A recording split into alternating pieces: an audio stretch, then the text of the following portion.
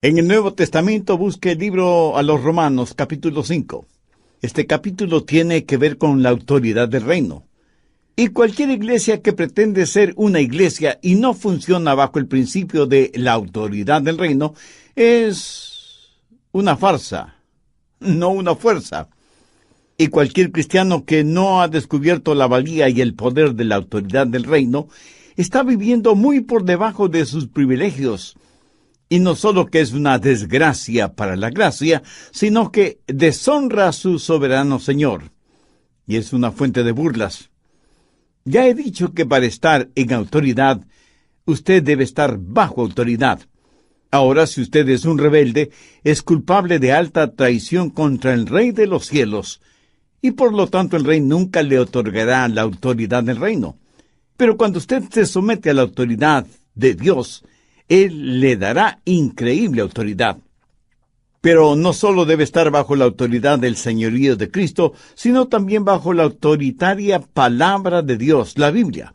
Porque cuando la Biblia habla, es Dios quien habla. Y nuestra respuesta debe ser, sí, Señor. Así que tenemos no solo al Señor de la palabra, sino también la palabra del Señor, y nos ponemos bajo la autoridad de ambos. Pero hay otra autoridad a la que necesitamos someternos, y esa es la autoridad del Espíritu Santo. Algunos piensan que el Espíritu Santo no es una persona con autoridad, pero le aseguro que el Espíritu Santo tiene autoridad para regir y gobernar en nuestras vidas. ¿Cómo llega a nosotros la autoridad de nuestro soberano Señor y la autoridad de las Sagradas Escrituras? Pues mediante el Espíritu Santo. Ahora escuche, Jesús es nuestro abogado delante del Padre, pero el Espíritu Santo es el abogado a nosotros. Tiene el poder de un abogado, toma las cosas de Dios y del Señor Jesucristo y nos las muestra a nosotros, dándonos el poder que trabaje en nuestras vidas, pero necesitamos estar bajo su autoridad. Algunas personas tienen conflicto entre el Espíritu Santo y la palabra de Dios. Dicen, bueno, no estoy limitado por las Escrituras, porque estoy bajo el poder del Espíritu Santo. Otros dicen, no me digan lo que el Espíritu dice. Eso puede ser peligroso.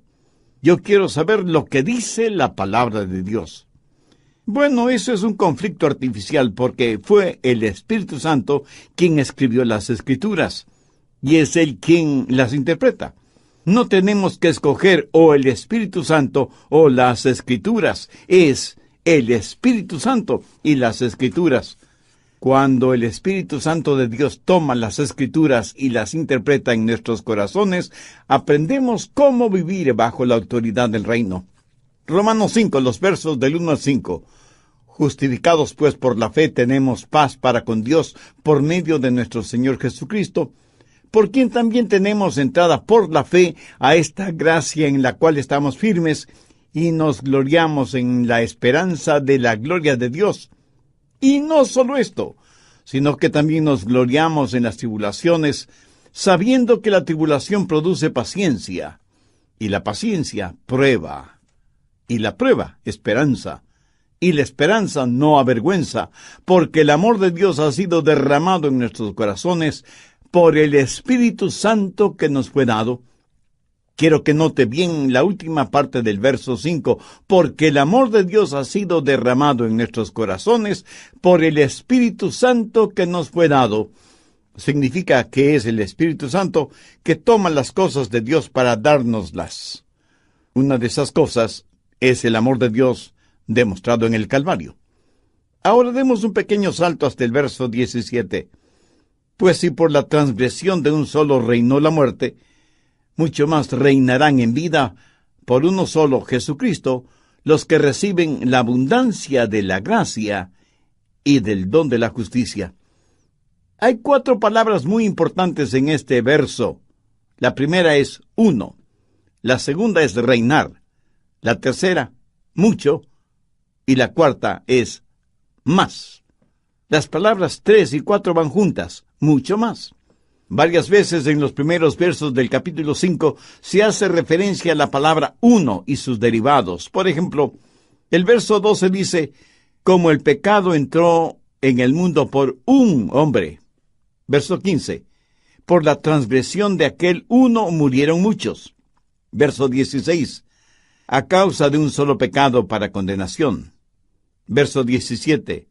Si por la transgresión de uno solo reinó la muerte, mucho más reinarán en vida por uno solo, Jesucristo.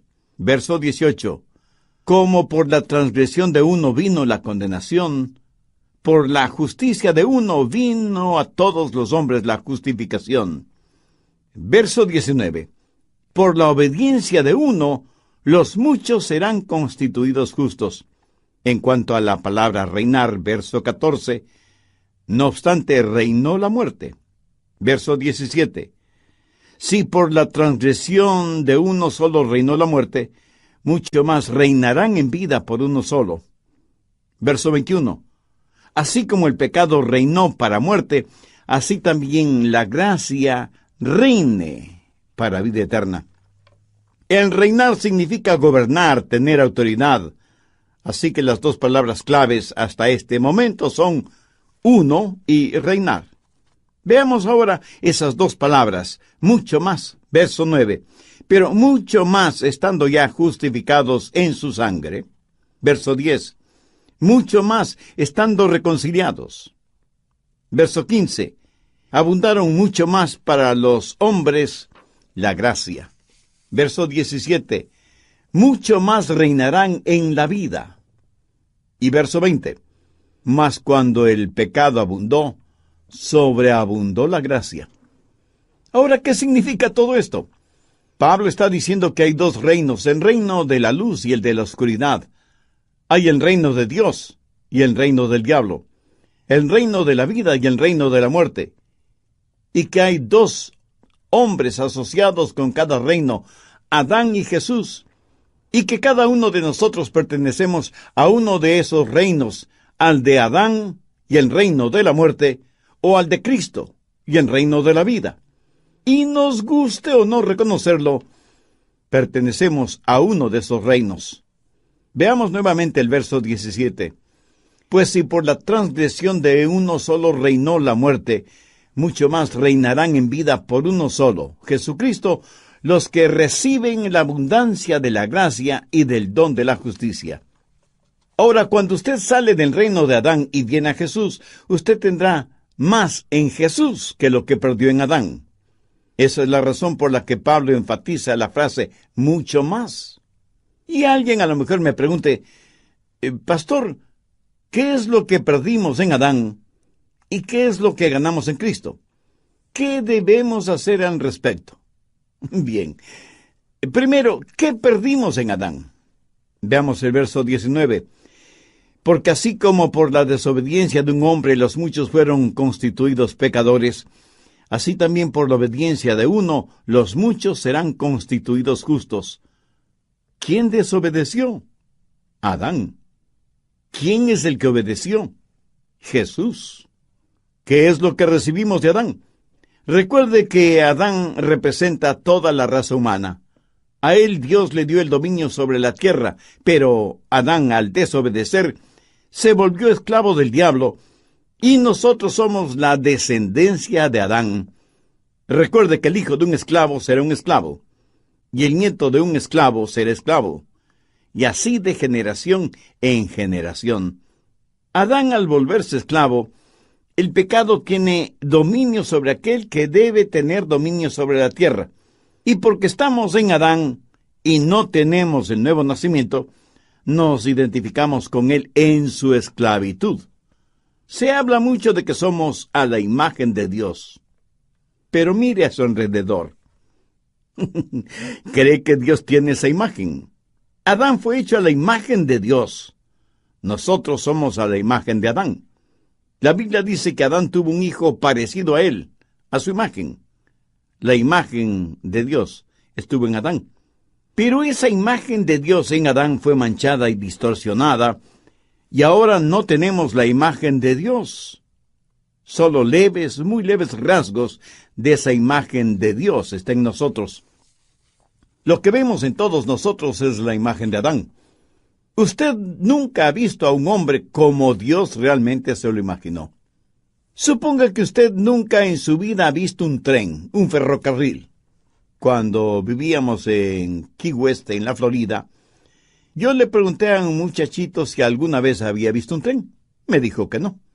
Ahora, suponga que yo llevo a ese niño a un lugar en donde hubo un tremendo choque de trenes, y todo lo que quedó de esos trenes fueron hierros retorcidos, fundidos, maderas reducidas a cenizas, las locomotoras totalmente destrozadas y las rieles del tren retorcidas. Y le digo a ese niño: hijo, ese es un tren. Pregunto: ¿le enseñé en verdad un tren? De ninguna manera. Lo que le enseñé fue los restos de lo que una vez fue un tren. Escoja un hombre, cualquier hombre. ¿Lo que ve es en realidad un hombre? No. Lo que ve son los escombros de un hombre. Y usted no podrá verlo como hombre total, sino hasta la resurrección, cuando, si es un hijo de Dios, será hecho a la imagen de Cristo. Y hasta cuando usted no entienda lo que se supone debe ser un hombre, no entenderá lo que se supone debe ser una mujer. Y solo entonces entenderá lo que significa el ser a la imagen de Dios. Pero por ahora hemos heredado algo de Adán, y hemos perdido algo en Adán. ¿Qué hemos perdido en Adán? Veamos el verso 6. Porque Cristo, cuando aún éramos débiles, a su tiempo murió por los impíos. O sea, de Adán heredamos debilidad en vez de fortaleza. Y aquí se habla de debilidad espiritual. Dios le dio a Adán la autoridad para que fuera lo que Dios quería que fuera. Pero Adán perdió ese poder, esa autoridad. Y Dios quiere que usted tenga esa autoridad para que sea lo que Dios quiere que usted sea. Por favor, recuerde que no estamos hablando de poder financiero, ni de fortaleza física, ni de profundos conocimientos intelectuales y gran fortaleza emocional. Usted puede pensar que tiene el poder para hacer lo que quiere hacer, pero no tiene el poder para hacer lo que debe hacer. De Adán ganamos debilidad en vez de fortaleza, y ganamos impiedad en vez de piedad. A su tiempo Cristo murió por los impíos.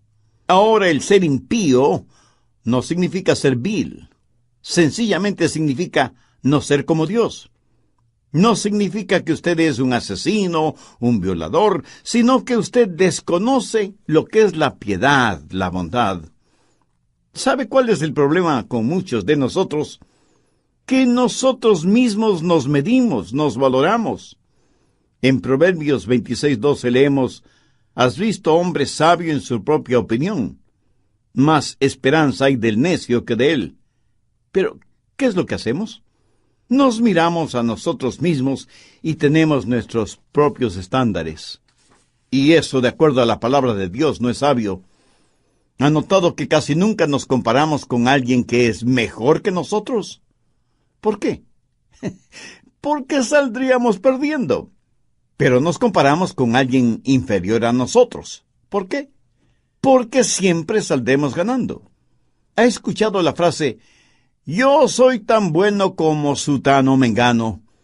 Pero nadie es lo suficientemente honesto y valiente para decir: «Yo soy tan malo como sutano o mengano». Lo que el hombre hace a veces es compararse con otros que sabe son más malos que él, y estirándose con satisfacción dice: «Ah, soy una persona buena». Pero el estándar es el que Dios tiene para nosotros, no el que nosotros mismos nos imponemos. ¿Sabe usted lo que es el pecado? Busque Romanos 3:23, por cuanto todos pecaron y están destituidos de la gloria de Dios. ¿Sabe lo que es el pecado? Es la diferencia entre usted y la gloria de Dios. La Biblia claramente dice que somos malos cuando deberíamos ser a la imagen de Dios. ¿Qué más hemos recibido de Adán? Veamos Romanos 5, los versos 7 y 8. «Ciertamente, apenas morirá alguno por un justo. Con todo, pudiera ser que alguno osara morir por el bueno». Mas Dios muestra su amor para con nosotros en que siendo aún pecadores, Cristo murió por nosotros. ¿Sabe cuál es el estándar de Dios para usted y para mí? Absoluta perfección. ¿Hay alguien entre nuestros oyentes que se crea perfecto? Bueno, tenga cuidado cómo contesta, porque eso sería la primera muestra de imperfección. La Biblia dice que el pecado es la transgresión de la ley. Si alguna vez usted ha roto una de las leyes de Dios, usted es un pecador, aunque usted no lo piense así, porque no ha roto todas las leyes de Dios. Cuando un policía le detiene por una violación de tráfico, ¿cree que le servirá de algo que le diga al policía todas las otras leyes de tránsito que no ha quebrantado? El apóstol Santiago dice, porque cualquiera que guardare toda la ley, pero ofendiere en un punto, se hace culpable de todos. ¿Me dice que no entiende esto? Bien. Solo suponga que usted está suspendido sobre un ardiente fuego y se sostiene con una cadena de 10 eslabones. ¿Cuántos eslabones de esa cadena deben romperse antes de que usted caiga en el fuego? ¿Solo uno? ¡Solo uno! Es pues el pecado, la transgresión, la violación, el quebrantamiento de la ley de Dios. Pero pecado no es solo hacer lo que no debe hacer, sino dejar de hacer lo que sí debe hacer. El apóstol Santiago lo dice muy claramente, al que sabe hacer lo bueno y no lo hace, le es pecado. ¿Hace usted siempre lo que piensa que debe hacer?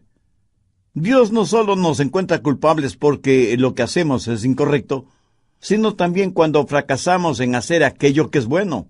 O sea, somos culpables no solo por los pecados de comisión, sino también por los pecados de omisión.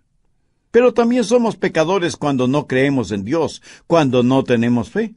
Mire lo que dice Romanos 14:23. Todo lo que no proviene de fe es pecado. Me dice que usted tiene perfecta fe y que nunca ha dudado de Dios, que nunca ha hecho nada sobre lo que tiene dudas. Escuche nuevamente lo que dice la Biblia. Todo lo que no proviene de fe es pecado. Tener fe en el Señor Jesucristo es el requisito divino para ser salvo. ¿Y usted en quién tiene depositada su fe? La incredulidad es el más grande de todos los pecados, que le condenará y mandará su alma al infierno. No hay pecado peor que el apuntar el revólver de la incredulidad hacia la cruz y disparar. Pero la Biblia enseña algo más sobre el pecado, y quiero que me oiga con mucha atención. La palabra de Dios enseña que la bondad humana es un pecado. Por favor, no comience a tirarme piedras espirituales hasta que no termine de explicar este punto. ¿De acuerdo? Busque Proverbios 21:4. Altivez de ojos y orgullo de corazón y pensamiento de impíos son pecado. ¿Qué quiere decir esto? Quiere decir que cuando un hombre con arrogancia pone el arado en la buena tierra de Dios, cuando toma la semilla que germinará, porque hay un milagro encerrado en cada semilla, y la pone en la tierra, y de esa pequeña semilla surge la vida, y el sembrador depende de la lluvia de Dios para que las semillas germinen, y sin embargo en su arrogancia y orgullo nunca da gracias a Dios, de quien proviene toda dádiva perfecta. Eso es altivez de ojos y orgullo de corazón y pensamiento de impíos. ¿Son pecado? Todo lo que un hombre no salvo hace sin Dios es pecado y contamina todo cuanto toca. Escúcheme, la bondad humana es la peor maldad cuando se vuelve un sustituto de la fe y del nuevo nacimiento. Permítame repetir esto para que lo comprenda muy bien. La bondad humana es la peor maldad cuando se vuelve un sustituto de la fe y del nuevo nacimiento.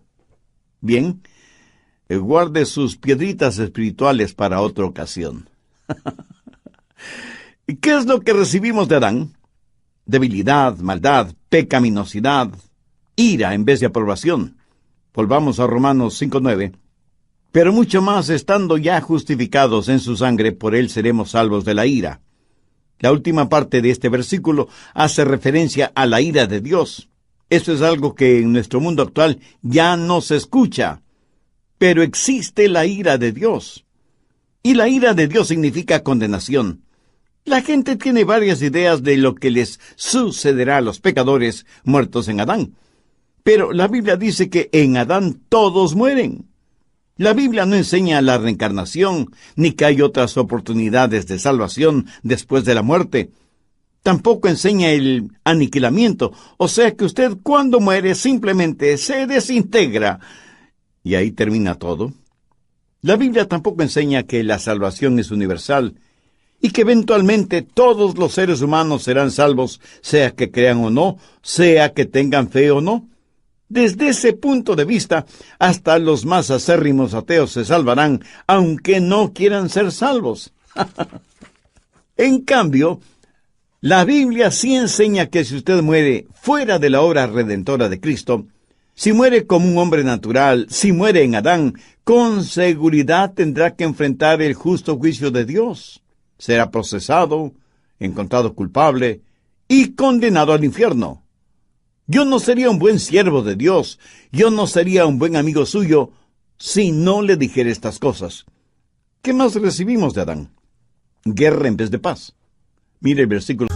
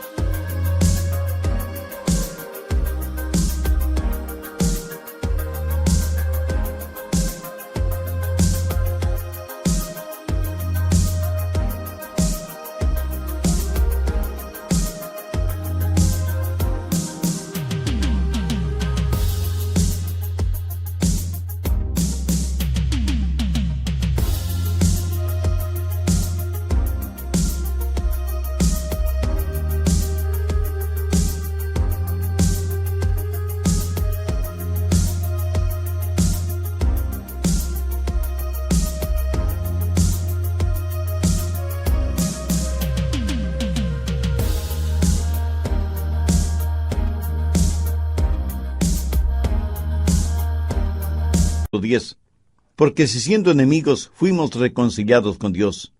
¿Sabía que si usted está en Adán es enemigo de Dios? ¿Sabe lo que es el pecado? Pecado es la más alta traición contra el Rey del cielo. Pecado es el puño cerrado en el rostro de Dios.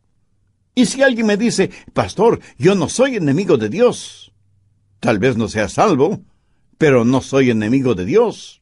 Es cierto que no he entregado mi corazón a Cristo, pero no soy enemigo de Dios. Bueno, ¿qué es lo que Jesús tiene que decir al respecto? Busque Mateo 12:30. El que no es conmigo, contra mí es. Y el que conmigo no recoge, desparrama. Una de dos cosas. O está con Cristo, o está en contra de Cristo.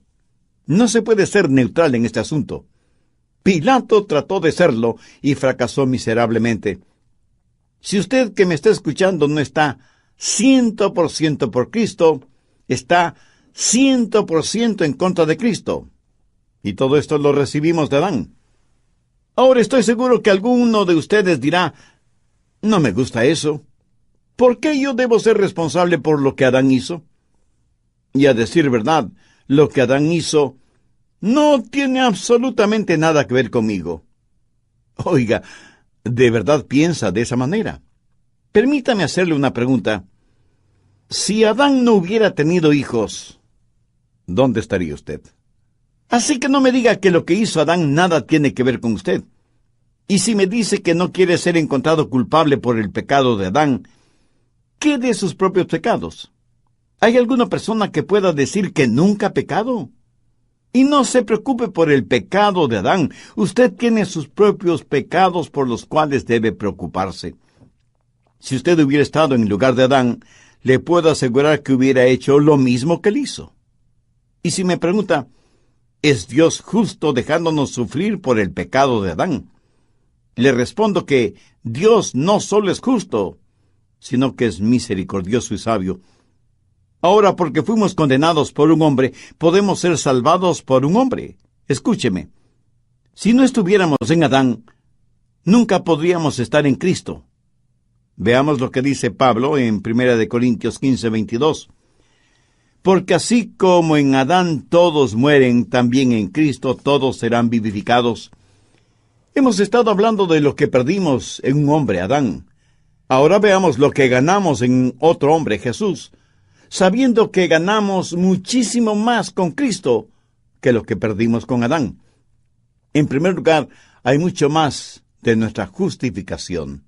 El verso 9 dice, pues mucho más estando ya justificados en su sangre, por él seremos salvos de la ira.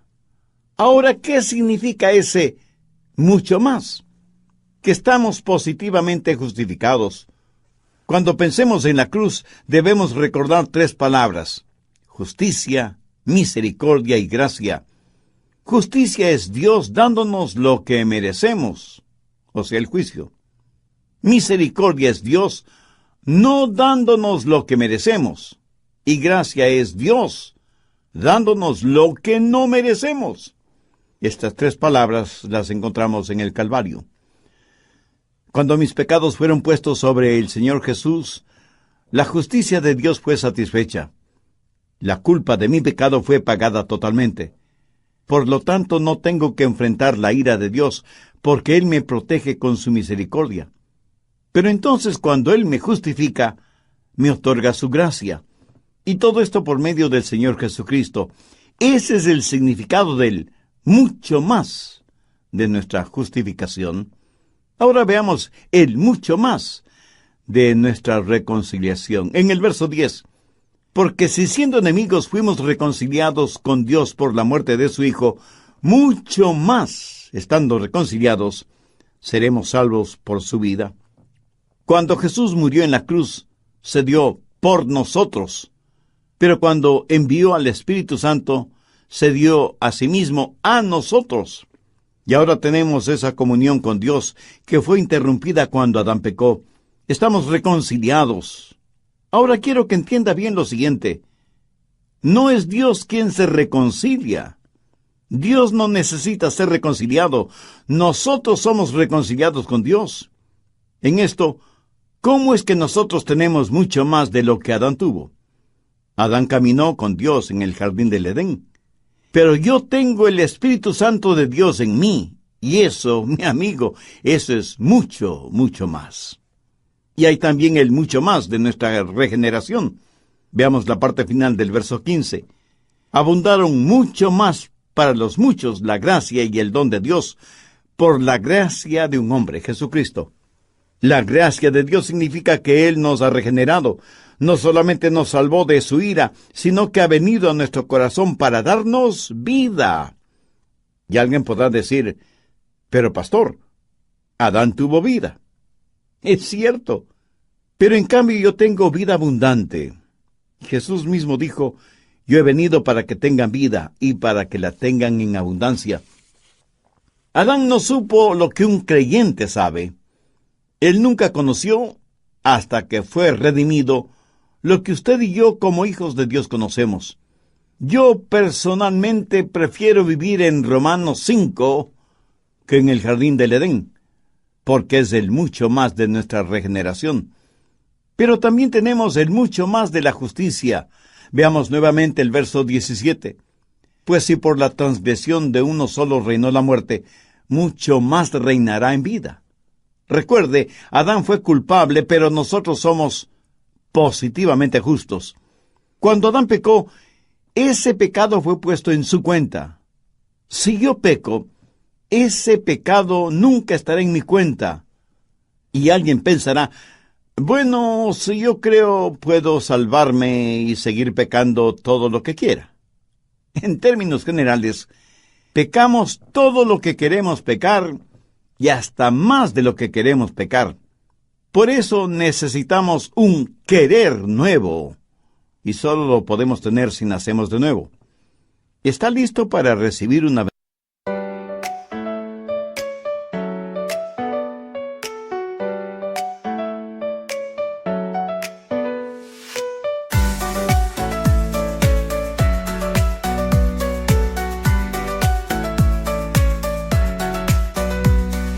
Raindrops falling down my face, like tiny tears in a happy chase.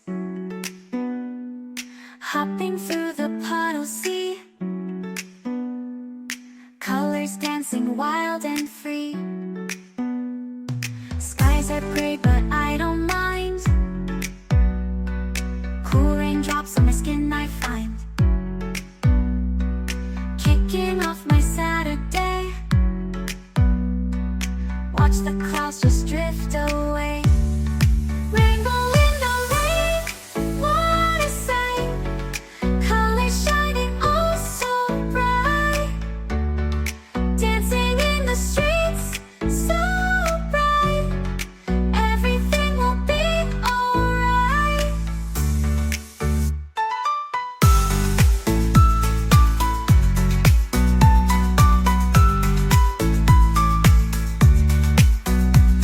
Umbrella spinning, twirling round. A colorful halo on the ground. Music playing on the sand.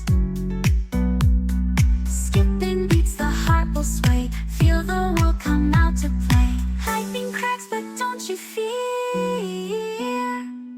Magic shines when skies are clear. Raindrops whisper secrets true. A hidden beauty shines right through. Rainbow in the rain, what a sight. Colors shining oh so bright. Dancing in the streets, so bright. Everything will be alright. Raindrops falling soft, peeks through. Rainbow magic, me and you. Smiling faces, hearts alive. Everything will be alright.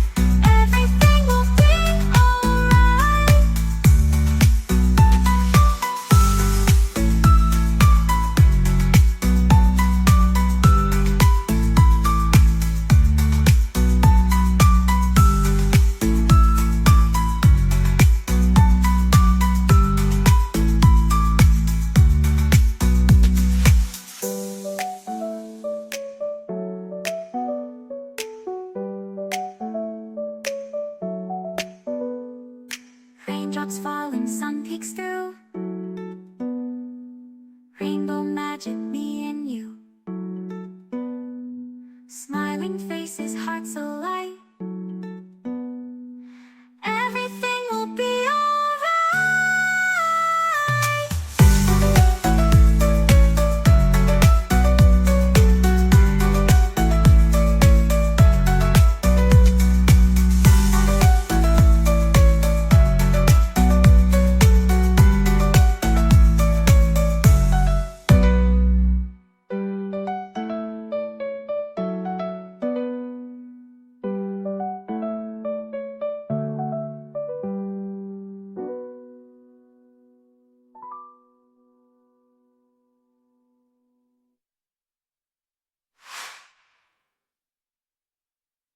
Bendición.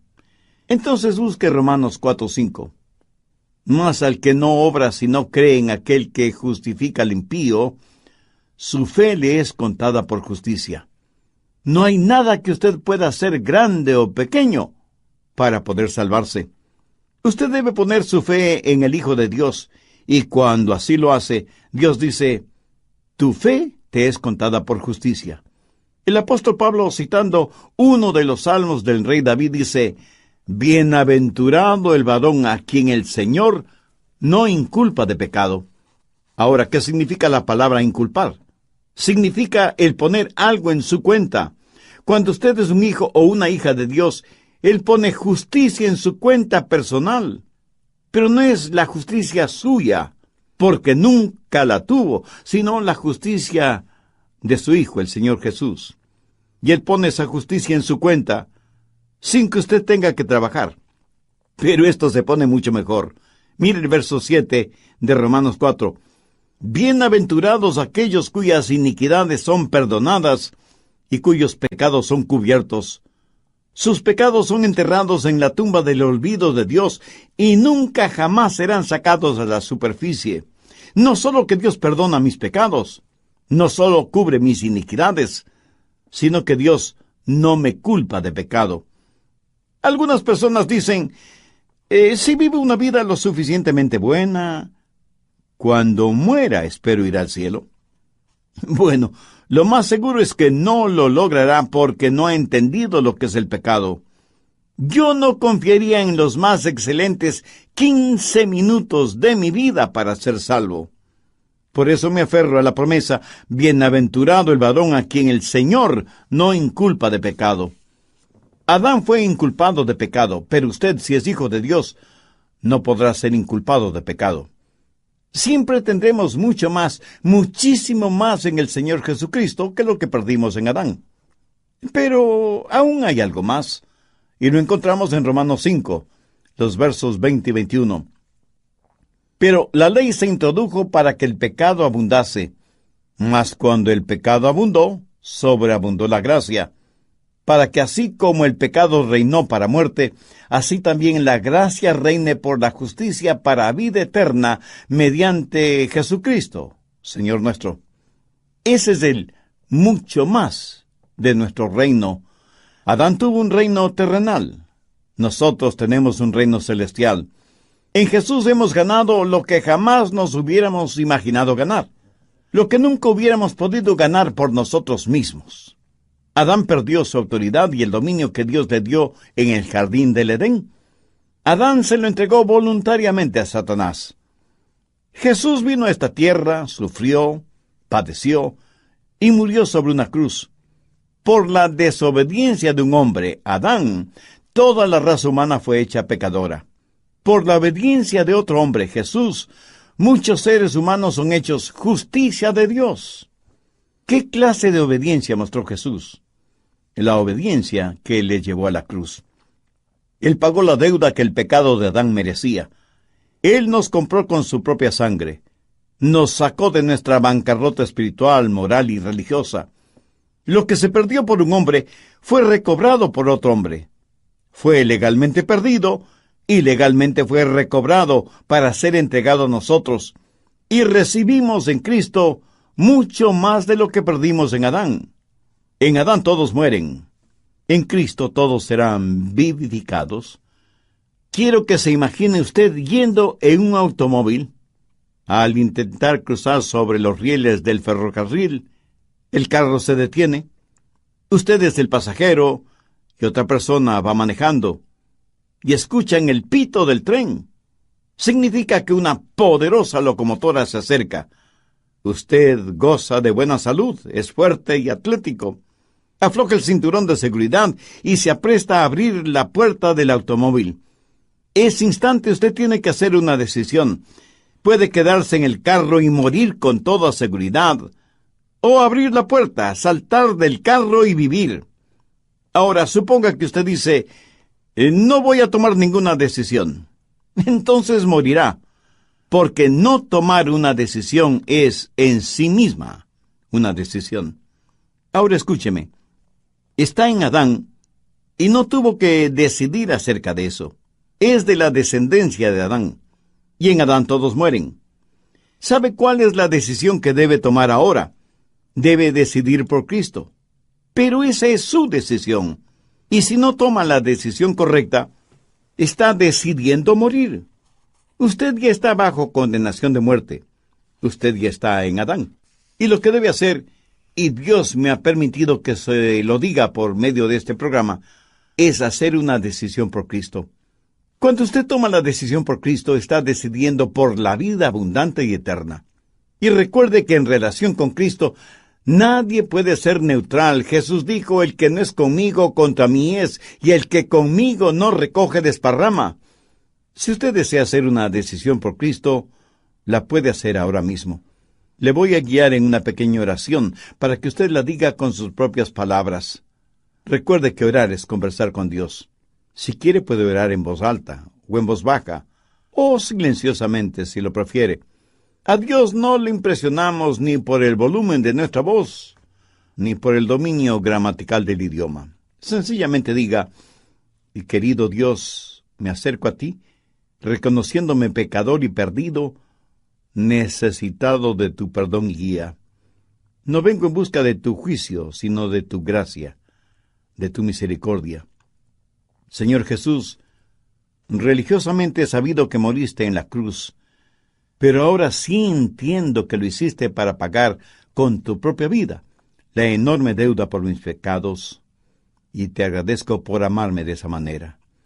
No entiendo esa clase de amor completamente, pero lo acepto con gratitud. Por eso te invito a que vengas a morar en mi corazón y seas mi Salvador y mi Señor. Te suplico me perdones, me limpies, me salves y hagas de mí la clase de persona que tú quieres que sea. Lo pido en tu santo nombre. Amén.